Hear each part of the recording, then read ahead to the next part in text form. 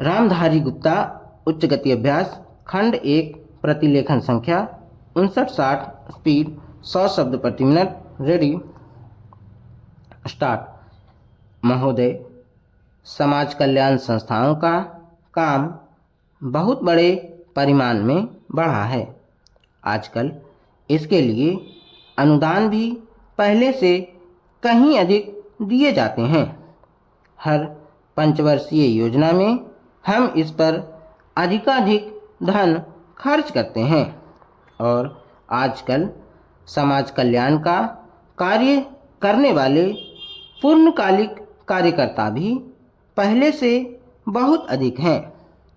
लेकिन मैं ऐसा अनुभव करती हूँ कि जैसे जैसे हमारे व्यय और कार्यक्रम बढ़ते जाते हैं, वैसे वैसे इस काम में व्यक्तिगत उत्साह और लगन की भावना घटती जाती है। अध्यक्ष महोदय ने मिशनरी भावना का उल्लेख किया और मैं भी अनुभव करती हूँ कि आज वह नहीं है। मैं यह केवल बोर्ड के बारे में ही नहीं बल्कि सामाजिक कार्य के समस्त क्षेत्र के बारे में कह रही हूँ। फिर स्वेच्छा सेवा प्रयास भी कुछ कम होते जा रहे हैं। ऐसा भी होता है कि जब विचार संस्थाबद्ध हो जाते हैं तो उनमें कुछ न कुछ आशय युक्त काम करने की भावना आ जाती है। यह मनुष्य का स्वभाव है। किंतु सारे सामाजिक कार्य का लक्ष्य तो उसी संवेदन के अभाव और निस्वार्थता पर संदेह के परिणामों से लड़ना है, जिसकी प्रायः मानव स्वभाव कहकर अनदेखी कर दी जाती है। मैं जानती हूँ कि जिस मिशनरी भावना से काम शुरू किए जाते हैं उन्हें बाद में उसी तरह बनाए रखना हमेशा संभव नहीं होता। लेकिन बेहतर संगठन खड़ा हो जाने के बाद समस्याओं के बेहतर हल निकलने चाहिए। अतः हमें केवल अनुदानों से ही संतोष नहीं कर लेना चाहिए, बल्कि यह ध्यान रखना चाहिए कि इस सामाजिक कार्य के पीछे, जिससे कि सामाजिक परिवर्तन हो रहा है, उद्देश्य क्या है। बोर्ड सामाजिक रूपांतर का केवल साधन मात्र है। राजनीतिक और आर्थिक कामों में फंसे रहने के कारण हम सही दिशा में और स्व उद्देश्य सामाजिक परिवर्तन की ओर काफ़ी ध्यान नहीं दे पा रहे हैं। किंतु परिवर्तन तो हमारे अपने विकास और विश्व की घटनाओं के कारण, जो हमारे जीवन और समाज पर निरंतर प्रभाव डालता है, स्वतः आ रहा है। हमारे होनहार युवक और युवतियाँ संसार के घटना चक्र से निरंतर प्रभावित हैं और कहीं भी कुछ होता है तो वह हमें भी अवश्य छू जाता है। लेकिन परिवर्तन का इस प्रकार केवल उपोत्पाद के रूप में या अप्रत्यक्ष रूप में आना पर्याप्त नहीं। हमारी अपनी अनेक समस्याएं हैं जो हमारे अनुभव की दृष्टि से विशेष प्रकार की हैं।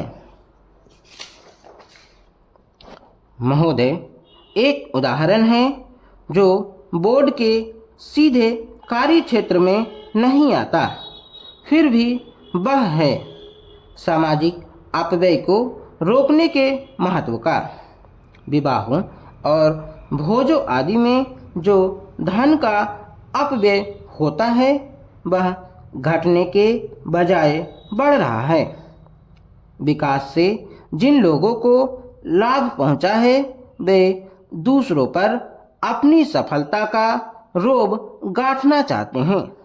दहेज का विरोध, जो कुछ समय पहले काफ़ी ज्वलंत प्रश्न था, अब पीछे पड़ गया है।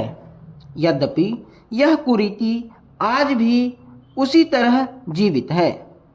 अस्पृश्यता के बारे में आज कानून मौजूद हैं, लेकिन आज भी बहुत से स्थानों पर यह बुराई फैली हुई है। लोग इसे सरकार पर नहीं छोड़ सकते कि वही इसे हटाने के लिए कदम उठाए। इसके लिए तो उन्हें स्वयं कुछ न कुछ करना होगा, विशेष रूप से समाज कल्याण के क्षेत्र में। केवल सरकारी कार्रवाई पर्याप्त नहीं हुआ करती। जनता और सरकार दोनों को मिलकर एक दूसरे का हाथ मजबूत करना चाहिए और पूरे अधिकतम सहयोग से काम करना चाहिए। अपने कार्यक्रमों को पूरा करने के अतिरिक्त समाज कल्याण संगठनों को भी अंधविश्वासों से लड़ने और लोगों में तर्कसंगत दृष्टिकोण अपनाने की ओर ध्यान देना चाहिए। समाज सेवी संस्थाएं दैनिक जीवन में वैज्ञानिक चिंतन को लोकप्रिय बनाने के लिए बहुत कुछ कर सकती हैं। जाति या समाज के नाते हम लोगों को स्वास्थ्य और शिक्षा की ओर कहीं अधिक ध्यान देने की आवश्यकता है। इसके लिए आवश्यक है सही वातावरण, आदतें और सामाजिक दृष्टि, ताकि हमें अपने व अपने आसपास के लिए उचित सफाई, बेहतर पोषाहार और स्वास्थ्य की सुविधाएं प्राप्त हो सके। सफाई के बारे में हमारा कुछ अजीब दृष्टिकोण है। हम अपने घर की तो सफाई करते हैं, पर कूड़ा करकट दरवाजे पर ही डाल देते हैं। हम स्वयं तो रोज नहाते हैं, पर हमारी सड़क या गली गंदी है, जिसकी तनिक भी चिंता नहीं करते। बड़े शहरों में और उन इलाकों में भी जहां पढ़े लिखे और खाते पीते लोग रहते हैं, कूड़ा करकट जमा रहता है और कोई इसकी परवाह नहीं करता। स्पष्ट रूप से यह स्त्रियों की संस्थाओं और समाज कल्याण संगठनों का काम है। समाज कल्याण संस्थाओं के लिए परम आवश्यक है कि वे समूचे क्षेत्र के सुधार के लिए आपसी तालमेल रखें। सरकारी विभागों का आपसी तालमेल भी बहुत आवश्यक है, जिससे स्थिति सुधर सकती है।